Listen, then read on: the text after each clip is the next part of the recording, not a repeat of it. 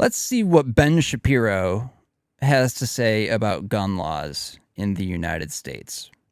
As a conservative, I'm sure he has a very reasonable point of view. And while I don't tend to agree with Shapiro on much of anything, I think it's always a good thing to expose yourself to different ideas and ways of thinking, if for no other reason than to test your own assumptions. That topic could be a whole video in itself. Right now, we're going to focus on gun control, so let's check out what Ben Shapiro has to say. Alrighty, over in California, the place I left, things don't seem to be getting much better anytime soon. Now, one of the reasons I left California, many of the reasons I left California, are implicit in the news that comes out of the place absolutely daily. I left California for Florida, so I am biased in this matter, but it appears to me on a national level, one of the things that we are going to be deciding in the very near future is whether California is the future of the United States or whether Florida is the future of the United States. And these futures look unbelievably different. In California, the solution for every single problem is more government. It is more government. It is more government interventionism. It is more encroachments upon your economic rights. It is more left-wing indoctrination of your children. That is always the answer. And in Florida, the answer seems to be. I just want to point out that while Shapiro claims all of these things to be true, he cites no specific examples of anything. More local control, more leaving parents to their own devices, more of the state allowing you to bring up your children in the way that is traditionally fit in the United States. Hold on. What is traditionally fit in the United States? I think what Shapiro means to say here is post-World War II white Western Judeo-Christian culture. That's what's fit in this country, right? And this is the real gap that is emerging in American public life. This is why the solution in the end may be that California is going to get to be California and Florida is going to get to be Florida and federalism rules the day. But until that point, the incipient conflict that is building up at a national level is whether the entire nation is going to move more toward Florida or whether it is going to move more toward California. So we begin in California. In California, there have been 2 mass shootings over the course of the last 72 hours. There's another mass shooting in Half Moon Bay, apparently, over the course of the last 48. The Washington Post reports the suspect accused of killing 7 people at 2 farms was believed to be a co-worker of the victims, officials said on Tuesday, describing the attack as workplace violence. Details about what happened on Monday were slow to emerge as authorities worked to reach the victims' families and to further investigate ahead of a planned Wednesday arraignment for the suspect, who happens to be a 66-year-old who engaged in this shooting. That is a very elderly mass shooter. Typically, mass shooters tend to be in the 17 to 22 range. They don't tend to be in the 60-plus range, but we have been seeing a rising number of bizarre mass shootings involving much older people, ranging from the Las Vegas shooting to the shooting that happened a little bit earlier this week in California to this shooting in Half Moon Bay. And I'll tell you one thing really quickly that all of these shootings had in common that I know for sure. The shooters had guns. If they didn't have the guns, there wouldn't have been any shootings, just to be clear. Apparently, according to the Washington Post, there have been nearly 40 mass shootings so far this year. We only focus on a certain number of them, obviously. The media tend to focus on the more spectacular shootings, the one that kill more people at one shot, and don't happen to be linked to gang violence. The reality is that shootings in the United States tend to be linked overwhelmingly to either interpersonal disputes or gang violence. Most of the most spectacular shootings that you see on the news are statistical anomalies. That doesn't mean that they're not acts of tremendous evil. It doesn't mean they're not important. It doesn't mean we shouldn't address them. But the media tend to focus in on these anomalous actions as opposed to the more run-of-the-mill shootings, because if you were to look at the run-of-the-mill shootings, it might represent a different set of policy prescriptions. Okay, so let's actually take a look into that. What is the cause of the increase in all of these mass shootings? There happens to be a page here from PBS that raises the question, what is behind the rise in gun-related violence in the United States? Interesting question. Let's see what they have to say. Gun violence is surging across the U.S. So far this year, there have already been 154 mass shootings, and new data shows the leading cause of death among children in 2020 was gun-related injuries. For more on what's behind these numbers, I spoke with Jennifer Massia. She's a reporter for The Trace. That's a nonpartisan, nonprofit newsroom focused on America's gun violence crisis. Jennifer Massia, thanks so much for being with us. And 3 mass shootings last weekend alone underscored what has been a month-long spate of gun violence across this country. Based on your research, your data analysis, what accounts for it? Well, we have seen a surge in gun sales that accelerated greatly during the pandemic. A lot of Americans, their ideas of security and safety are wrapped up in firearm ownership. We actually had 12 mass shootings last weekend, the 3 that made the news, and there were 9 others where 4 or more people were shot in a single incident. This is happening earlier than we usually see it. 2 years ago, right at the onset of the pandemic, there were 88 mass shootings at this time, so January through April. 2021, last year, there were 155. That's a big leap. This year so far, we've had 147. So it seems that 2020 was something of a turning point, and the violence is happening earlier and earlier in the year now. So gun violence is going up, but the crime rate is going down. That to me seems counterintuitive. How do you account for those 2 trends? Yes, all types of crime actually are going down, but gun violence is going up probably because there are 400 million guns in civilian hands in this country. It's just simple math. The more guns that are around, the more people are going to use them. Last week, as you know, Georgia became the 25th state to eliminate the need for a concealed carry permit. So that means in half of the country now, you can carry a concealed gun with no permit and no training. How does that compound the issue? Well, if there are no permits, they can't really check to see if that person is legally carrying. So you have people going out with guns in public who are not trained and don't have that extra layer of vetting. And we've seen law enforcement across the country come out against these bills, and it just doesn't seem to matter to the lawmakers. And they're the ones who have to deal with it on the ground. I want to ask you about this new study by the University of Michigan, researchers there, who found that the leading cause of death among kids in 2020 was gun-related injuries. Kids obviously can't buy firearms, but they're still getting access to them.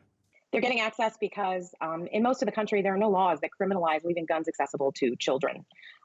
So you have a situation where there are millions of guns in households, and there's no safety training that goes with that. There's no mandatory class about how to keep a gun secure and safe, and there's no laws, really. In 2020, gun-related injuries became the leading cause of death among kids. That's actually in line with the huge jump we saw in gun deaths between 2019 and 2020. It put us above 45,000 gun deaths in a single year. Now, we have never even breached 40,000 before that. It was a huge jump, and it was driven largely by homicides. So gun control is not moving really anywhere. It's entirely stalled. The Biden administration has talked about providing more funding for community intervention. The president signed a bill regulating so-called ghost guns. What needs to happen to sort of move the needle here? The most successful gun violence prevention strategy would be controlling access to firearms. Unfortunately, federal background checks only cover 78% of gun sales, and that's written into our federal law. So you have almost a quarter of gun sales happening legally with no background check. States are taking it upon themselves to craft laws, but the problem is if the state next door has weak gun laws, you can just go get a gun there. Jennifer, thanks for your time and for your insights.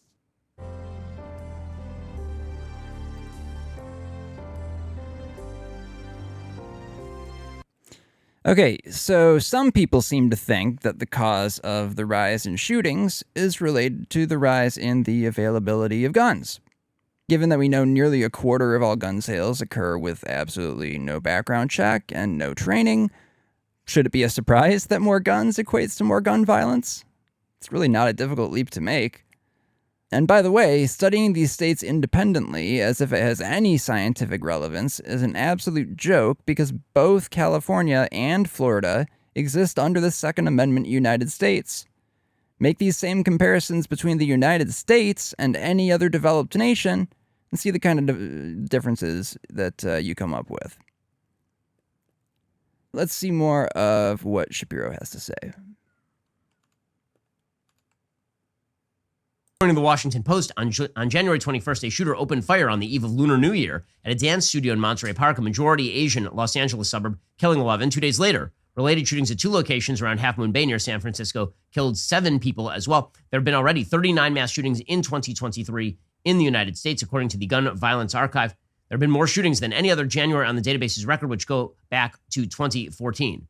Mass shootings, where 4 or more people, not including the shooter, are injured or killed, have averaged more than 1 per day in 2023. Every week has had at least 6 mass shootings.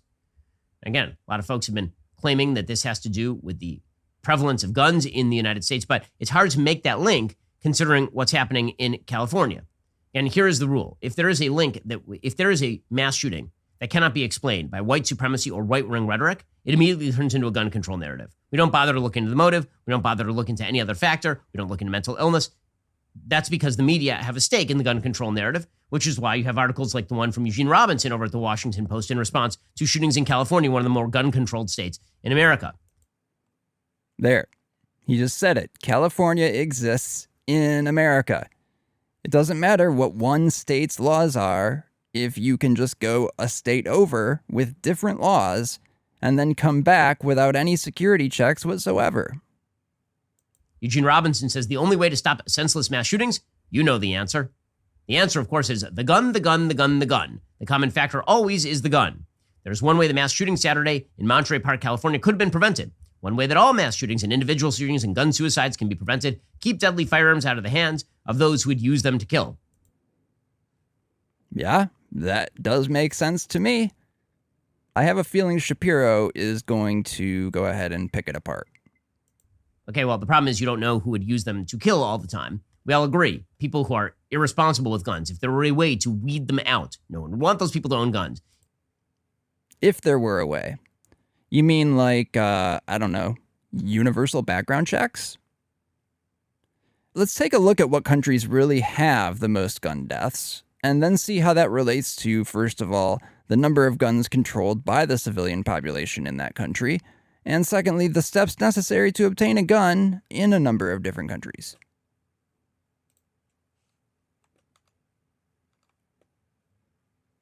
So, Wikipedia here has compiled an article that is a list of countries by firearm-related death rate. And here they have a table that you can sort. I've sorted by the total death rate. This is a table giving information about firearm-related death rate per 100,000 population per year.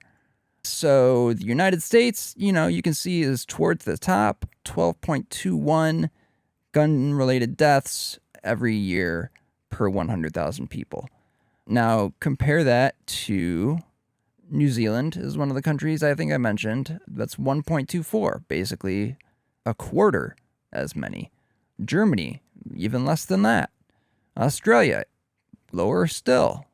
India, down to 0.3 deaths per 100,000. The UK, 0.2. Japan, 0.02. Okay? So don't tell me that there's no way to craft legislation and policy that doesn't make your country a safer place with regards to guns. Let's look at this in chart form. This is a little old, 2010, but I would be willing to take a bet that the chart hasn't changed much in the last decade and a half. Again, United States, you see down here at the bottom with the big bars for both homicide and suicide. Meanwhile, up here, Germany, Australia, Ireland, Hungary, Spain, the UK, as we mentioned, they've all got pretty low homicide rates, a little bit higher suicide rates, but still nothing compared to the United States. And then you look at South Korea and Japan, they don't even have bars for anything. And again, UK doesn't even have a bar for the homicide rate. It only has a suicide rate. So, obviously suicides are not okay either, but I think if you can eliminate homicide, then that's a big chunk of the problem that you've taken care of. So now that we know what some of the actual figures say, let's see what Shapiro is going to continue to argue about his point. If there were a way to weed out people who are mentally ill, it would be great to weed out people who are violently mentally ill from owning a gun. However, saying the gun is the major factor in violence is sort of like saying that money is the major factor in embezzlement. Yes, it is a vital tool for achieving the crime, but also it happens to be used for a lot of other things that are legal and necessary. This is true. Money is used for a lot of things that are legal and necessary, and can also be used to commit crimes. Presumably, Shapiro is referring to fiat currency here, specifically the US dollar. So, I don't know if you're aware of this, Ben, but the dollar is highly regulated and controlled by the United States federal government. If you're the one saying guns are akin to dollars, why wouldn't we expect the federal government to exercise the same level of oversight? The left-wing view, always and forever, is that if there is an evil person who does something terrible with a gun, all the people who are law-abiding have to have their guns removed from them, which is exactly what Eugene Robinson writes, is mass killers have different profiles and different motives. Most are male, many are young, few are old. By definition, virtually all are struggling with mental health issues of some kind. Happy, well-adjusted people do not kill innocents at random. In all cases, though, the assailants have been able to obtain guns and ammo, usually legally and with ease. California has some of the strictest gun laws in the country, Eugene Robinson notes. The state makes it illegal to possess the kind of weapon used in Monterey Park, a semi-automatic assault pistol with an extended magazine. It is not yet known how the assailant obtained the outlawed gun. It would have been a simple matter to purchase the weapon in a state where it is allowed. Or, the guy broke a bunch of gun laws. Okay, so passing more gun laws ain't going to do it. But again, the idea... Yeah, I knew that one was coming. This is probably my favorite idiotic argument against gun control. The fantastic idea that people break laws anyway, so why bother having them? Why have any laws at all? Virtually every driver in the country has gotten a speeding ticket at some point in their lives. People routinely break speed limits, so why even bother having laws to enforce them? The reason, in case you're actually a libertarian and can't think this through for yourself, is that no matter how bad things might appear to be right now, if you literally let the lunatics run the asylum, things are guaranteed to get worse. And you can wax poetic and philosophical and talk really fucking fast all you want. That's his normal speaking voice, by the way. None of the Shapiro video I've used has been sped up. But when real human beings' lives are on the line, I would definitely rather err on the side of caution. Of course, Shapiro makes this out to mean that the left wants to take everyone's guns away. Literally no one of significance has ever seriously proposed doing anything like that, for one thing, but who would conservatives be if they weren't able to fearmonger? But in addition to that, I'm absolutely saying, let everyone keep their guns. Fuck, expand gun rights, so former nonviolent felons can own them too. But the government, whose purpose is to protect both life and liberty, has to be involved in some way for us to be a remotely responsible nation. And if the government is willing to enact and enforce the kind of gun acquisition procedures followed by, for example, Japan or New Zealand, there's absolutely no reason people can't get the guns that they want. Right? We saw what the numbers looked like for homicides in those countries. Surely it must be practically impossible, if not actually impossible, to acquire a gun. So let's take a look at that. Compared to the United States, the steps for getting a gun are, number one, pass an instant background check that considers criminal convictions, domestic violence, and immigration status. And then step two, go ahead and buy your gun. Now, most states have waiting periods. However, roughly a third, according to this website, it was a quarter according to PBS. Either way, somewhere between a third and a quarter of American gun owners buy their guns without any background check, which federal law does not require when buying directly from a private seller, which includes gun shows. And there are lots of sales that take place at a gun show, as you can imagine. So none of those are background checked. People are legally buying those guns, and they literally go right to step two, buy a gun. So let's compare that to Japan, which was on the opposite end of the spectrum and had basically completely solved gun violence altogether. Their process is step one, take a firearm class and pass a written exam, which is held up to 3 times a year. Number two, get a doctor's note saying you are mentally fit and do not have a history of drug abuse. Number 3, apply for a permit to take firing training, which may take up to a month. Number 4, describe in a police interview why you need a gun. Number 5, pass a review of your criminal history, gun possession record, employment, involvement with organized crime groups, personal debt and relationship with friends, family, and neighbors. 6, apply for a gunpowder permit. 7, take a 1-day training class and pass a firing test. And as this note here points out, some countries actually require buyers to accurately hit a target or demonstrate safe handling procedures in order to pass this step. Now, the fact that some countries don't require buyers to accurately hit any target and still get past the 7th step is kind of fucking terrifying. But apparently, you can even be that lax and still get way better results than the United States does. So, Number 8, you obtain a certificate from a gun dealer describing the gun that you want. Number 9, if you want a gun for hunting, apply for a hunting license. Number 10, buy a gun safe and an ammunition locker that meet safety regulations. Number 11, allow the police to inspect your gun storage. Number 12, pass an additional background review. Number 13, go ahead and buy your gun. I don't see a problem with any of that. It doesn't violate the Second Amendment. I think it would allow us to expand gun rights because we could trust that the people who are actually getting the guns are not going to use them for criminal acts. So, I don't know. That's just my perspective. But, I mean, Japan, they were an outlier, right? Let's look at New Zealand. They were more even keel. Let's see what their process looks like. Theirs is, first of all, you have to pass a background check that considers criminal, medical, mental health, and domestic violence records.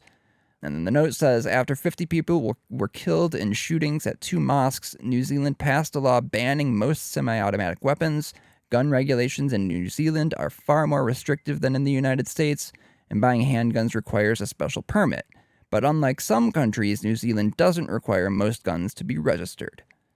So, there's a little bit of a mixed bag there as far as how New Zealand does things, but it's how they do it. So, step 2, go ahead and provide character references. Step 3, authorities interview or advise in person your partner or next of kin.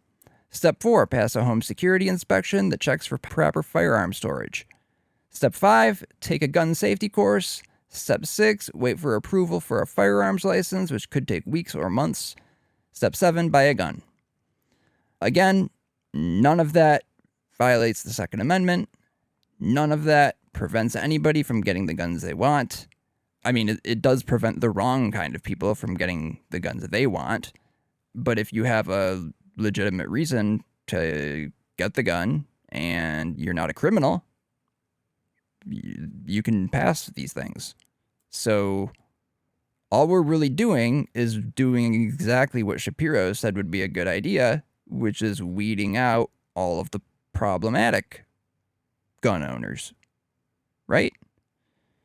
Like, go whine and bitch about how you can't have your gun rights right now to a mental health professional because you clearly need one. The number of circumstances in which a person would suddenly and urgently require a gun with essentially no oversight include nothing. I mean, I guess they could include things like a home invasion if you didn't plan ahead, but even if there are no background checks or waiting periods anywhere, you're too late by the time the home invasion is underway anyway. You still needed to plan in advance to have your gun for self-defense, so what's the fucking difference?